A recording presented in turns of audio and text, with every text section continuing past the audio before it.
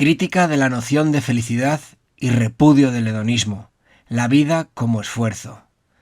Texto de Félix Rodrigo Mora. La filosofía moral no es una disciplina de moda. En su repudio y mofa coinciden el izquierdismo, dedicado a la mejora de lo instituido, el mundo académico, que cansinamente ofrece una caricatura de aquella, los campeones mediáticos de la sociedad de consumo y el pútrido universo del arte contemporáneo y del entretenimiento dirigido. Pero la transformación revolucionaria del actual orden y del ahora existente ser humano, si es que aún se le puede usar tal calificativo, demanda recuperar y sobre todo reformular y recrear el saber, basado en la experiencia, sobre el qué y el porqué de los comportamientos colectivos e individuales, que alcanzan o deberían alcanzar la categoría de hábitos, de normas, dado que tal es la moral. Como se ha dicho, la sociedad actual exhibe orgullosa su amoralidad, especialmente los segmentos bien adoctrinados en la ideología del progresismo, hoy la neorreligión mayoritaria, y en la de la modernidad más desenfadada. Todo ello, lejos de ser positivo como creen algunos, muestra el grado de desintegración que ha alcanzado ya la convivencia y la sociabilidad. El nivel asombroso de degradación psíquica y física que padece el individuo y, sobre todo, hasta qué punto, nunca antes alcanzado, el Estado maneja omnímodamente la actual formación social, pues como apunta Kant, entre lo ético y lo jurídico, esto es lo estatal, existe una relación inversamente proporcional. Tal verdad primera nos sitúa ya dentro de la materia a considerar. En efecto, es el Estado el que promueve con singular rotundidad y pertinacia la ideología de la amoralidad y dentro de ella las categorías de felicidad, pública y privada, así como de hedonismo sensualista agregados a aquella siempre. En particular, la concepción de bienestar, que es el sinónimo político y económico de felicidad hoy en curso, se manifiesta en el mismo enunciado del estado de bienestar, orden social en que el ente estatal realiza la felicidad-bienestar de todos, lo que convierte a esta en una imposición, en tanto que ideología del Estado contemporáneo y mandato constitucional. La revolución liberal, como gran salto adelante del poder efectivo del Estado, a costa de la autonomía y libertad de las clases populares, sitúa el concepto de felicidad en el centro de su programa. El documento fundacional del vigente orden político en el plano mundial, que es la Declaración de Independencia de los Estados Unidos de 1776, establece que la búsqueda de la felicidad es, al mismo tiempo, un derecho de todos garantizado por el artefacto estatal. El impulso primario fundamental en el ser humano, por tanto, una forzosidad de naturaleza cuasi biológica y la meta o finalidad primordial del gobierno establecido con el consentimiento de los gobernados, es decir, del régimen contemporáneo de dictadura política.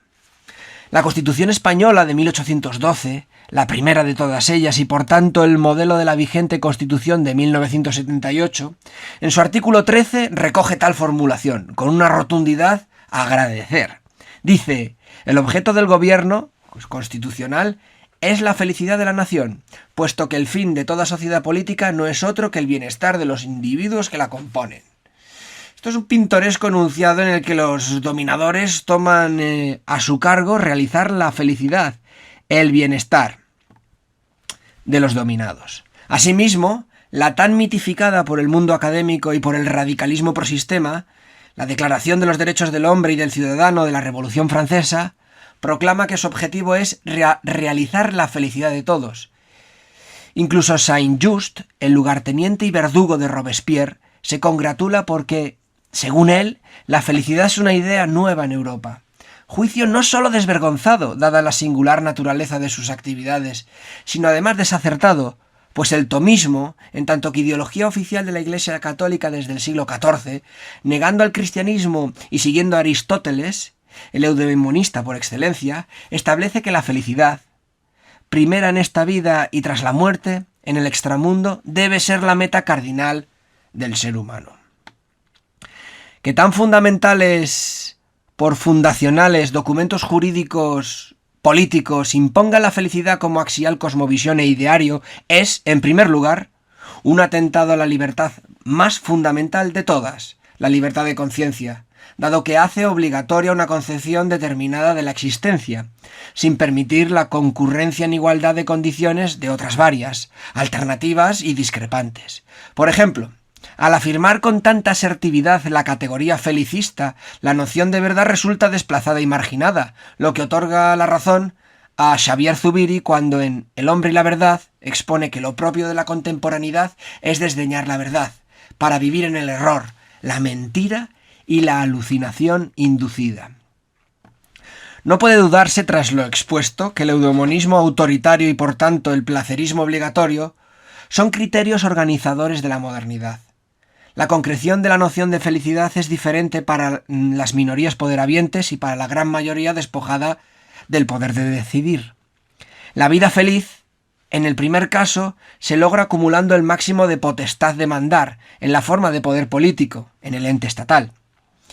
Económico, riqueza en la forma de capital, intelectual, mediático y estético, por citar sus expresiones más relevantes.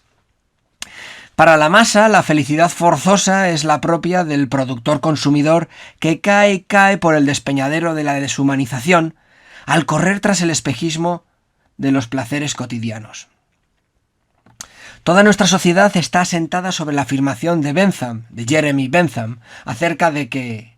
a cada porción de riquezas corresponde una porción de felicidad, sin que ello lleve a olvidar lo propuesto por Platón, Hobbes, James Mill, Stirner o Nietzsche, sobre que la forma superior de vida deliciosa es el dominio político y civil de los otros,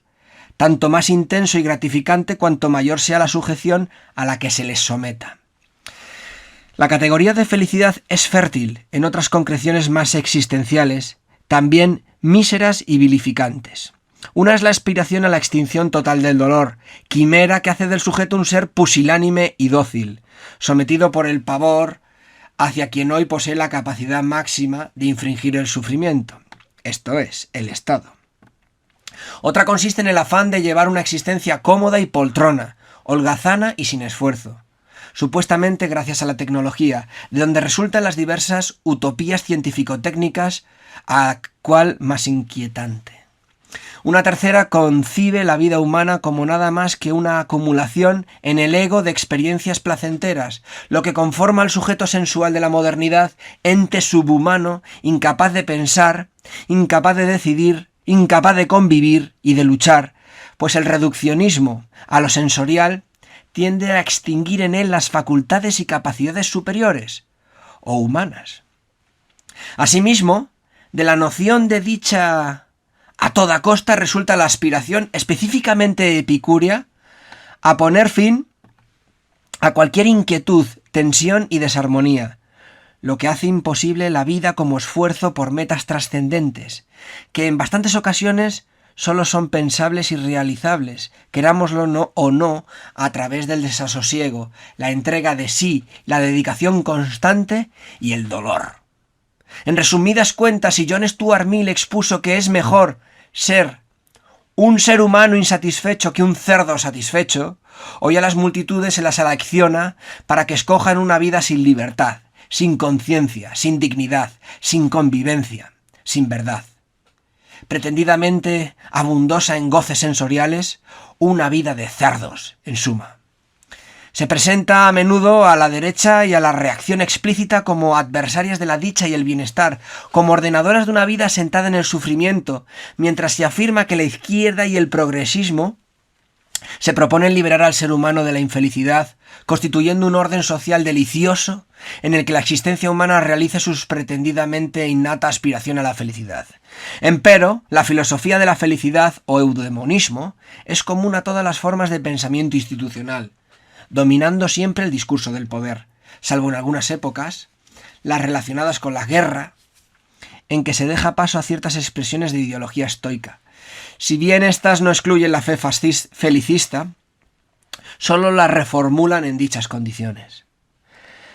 La izquierda, al ser hoy la expresión más perfecta de los intereses fundamentales del capital y del Estado, usa sin rubor la retórica eudemonista y placerista para atar con más fuerza aún a las masas a los proyectos estratégicos de reafirmación y expansión de uno y lo otro. Tarea en la que también desempeña una función decisiva la intelectualidad, la pedantocracia y la estetocracia. Por lo demás, las más rancias expresiones del pensamiento español contemporáneo sitúan también la categoría de felicidad en el centro de su sistema de ideas. Una muestra de ello es Julián Marías, discípulo del liberal fascista Ortega, que en su libro La felicidad humana elabora aquella noción de tal modo que contradiga y niegue la verdad, la libertad y la sociabilidad, lo que es el meollo de todo el pensamiento eudemonista, el cual, al formar parte de lo nuclear del vigente sistema, está por encima de las inesenciales divisiones en derecha e izquierda. La noción del placer como bien supremo se encuentra en Aristóteles, pero este, al ser eudemonista, diferencia entre felicidad, en tanto que deseo de una existencia totalmente deliciosa, y cada placer concreto, de manera que a veces, en beneficio de aquellas, se ha de renunciar a alguna voluptuosidad particular si su disfrute entra en contradicción con el felicismo integral a que se aspira. Ello en el terreno de la política, que es el que verdaderamente interesa al filósofo, Aristóteles, significa que por ejercer más y mejor el superior placer de dominar, a veces resulta apropiado el abstenerse de ciertas satisfacciones sensuales, que distraen del ejercicio del mando o debilitan la determinación para oprimir y reprimir, manejar y adoctrinar a los otros. El simple hedonismo, por el contrario, concibe la felicidad como una mera suma de sensaciones gozosas, en lo cual se manifiesta su naturaleza de producto ideológico para consumo de siervos y neosiervos, que renuncian a la libertad y hoy sobre todo a su condición de seres humanos, solo por el deseo quimérico además de gozar sin límites. Cierta izquierda, que aún dice creer en la revolución, sigue aferrada a la cosmovisión eudemonista, hedonista, sin advertir la contradicción que hay en ello. La revolución es una expresión de esfuerzo ciclópeo y de tensión máxima que se aviene mal con el filisteo coleccionismo de voluptuosidades, con la picúrea aspiración a la tranquilidad del ánimo y con la ramplona ansia cotidiana de felicidad. Por ello, toda la izquierda felicista o bien convierte la categoría de revolución en un universal abstracto, solo bueno para discursear y embaucar, o bien transforma a sus seguidores en sujetos tan degradados por el placerismo que no valen para nada elevado, para nada sublime, y en primer lugar no valen para la revolución. Claro que si se espera que las leyes de la historia, en su actuar providente, que hace de ellas el nuevo nombre de Dios, nos regalen graciosamente el fin del capitalismo, la desintegración del Estado y la constitución de una sociedad de maravillas y perfecciones sin cuento, entonces sí, entonces se puede ser a la vez revolucionario y hedonista. Pero quienes más sobriamente creemos que la revolución, o la hacemos nosotros, los que nos adherimos a ella en tanto que proyecto reflexionado y pasión magnánima, o se queda irrealizada por toda la eternidad. Hemos de repudiar razonablemente el eudemonismo y el hedonismo para situarnos en un ordenamiento psíquico superador del apetito de felicidad, tanto como de toda morbosa apetencia de infelicidad sin sentido, al cual se puede denominar criterio de afelicidad, como indiferencia por la dicha y la desdicha en beneficio de las metas trascendentes y magnánimas que nos hemos marcado. Ello, en el terreno de la filosofía, equivale a convertir la cuestión de la felicidad e infelicidad, tanto como los contenidos de los credos disfrutadores y concupiscentes, en un pseudo problema del que hay que liberarse cuanto antes, para centrarse en asuntos de más enjundia, más enjundiosos y determinantes. Especial atención refutadoria merece la filosofía de Epicurio, con su lema «El placer es la única finalidad». Aunque en un segundo momento, por pánico cerval al dolor, renuncia no solo a la experiencia del goce, sino al deseo mismo de vivir con decoro y autorrespeto, e incluso de vivir a secas. El epicureísmo, hoy muy activo, contamina una buena parte de la crítica a la sociedad contemporánea con su deseo de tranquilidad egoísta a toda costa, con su ciego afán de constituir un jardín privado en el que sobrevivir a los males y sinsabores del mundo, sin poner fin al vigente orden y sin ni tal solo proponérselo, En efecto, una parte mayoritaria del radicalismo de los últimos 40 años, como idea como experiencia, es mero epicureísmo lanzado a edificar espacios de supervivencia. Desde una ideología de la mediocridad existencial, la cobardía intelectual, la desgana vital y el conformismo político. Todo ello adobado, cómo no, con una masa enorme de verborrea y gesticulación encubridoras.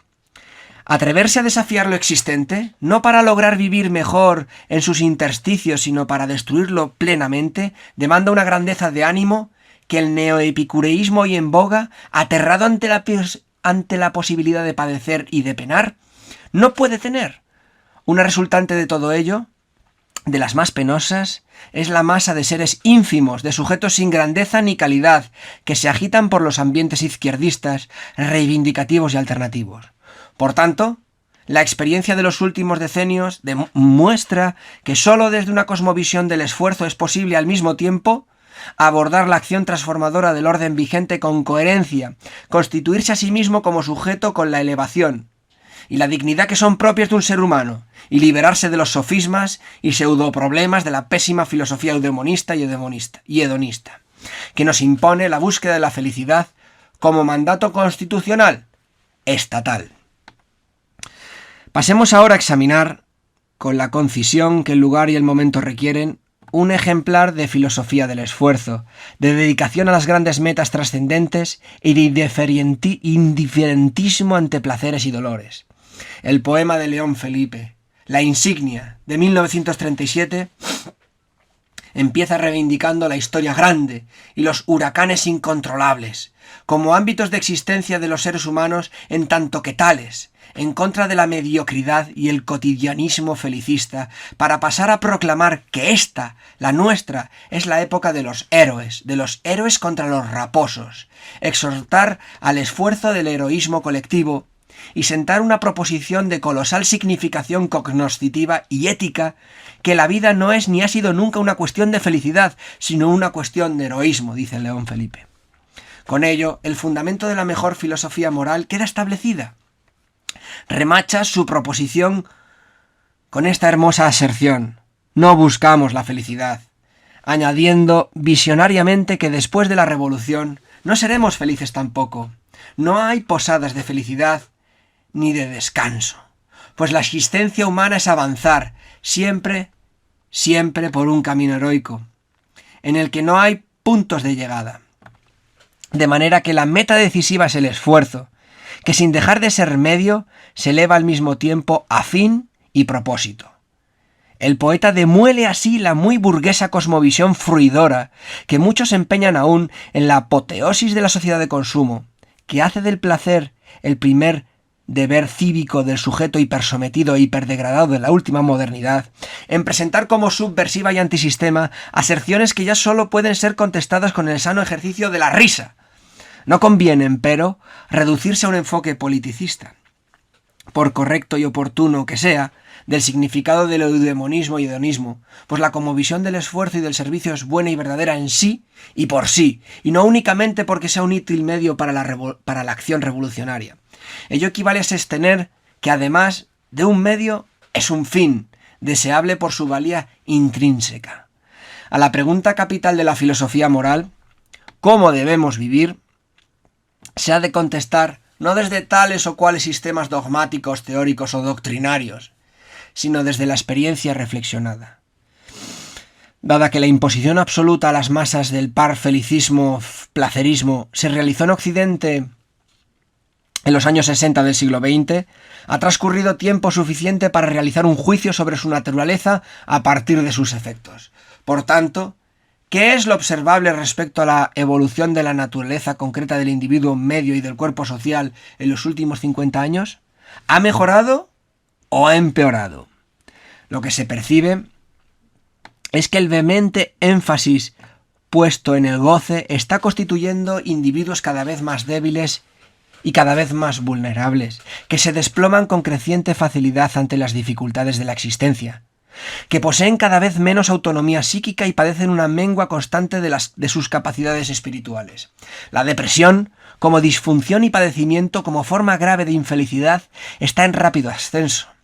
Una de sus causas principales es el hedonismo obligado, pues este significa egotismo. El egotismo es soledad, y la soledad acarrea un fuerte sufrimiento anímico, pues el ser humano es, por naturaleza, sociable y afectivo.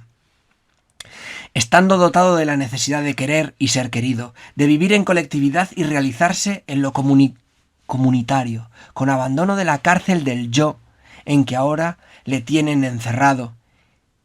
y se ha dejado encerrar.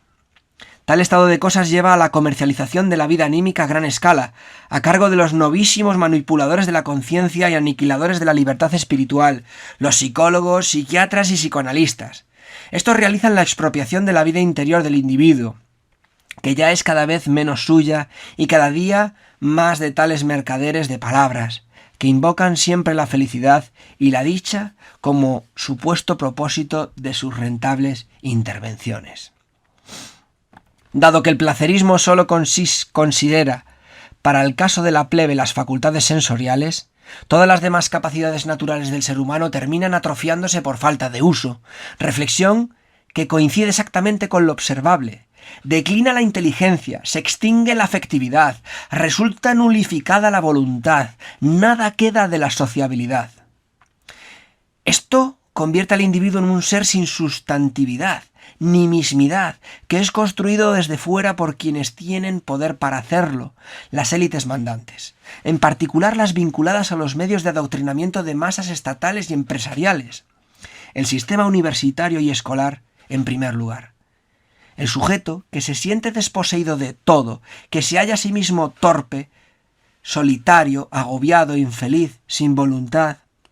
vulnerable e ininteligente, tiende a centrarse más y más en el dinero para adquirir pretendidos remedios a sus males, de manera que monetiza su existencia hasta el máximo,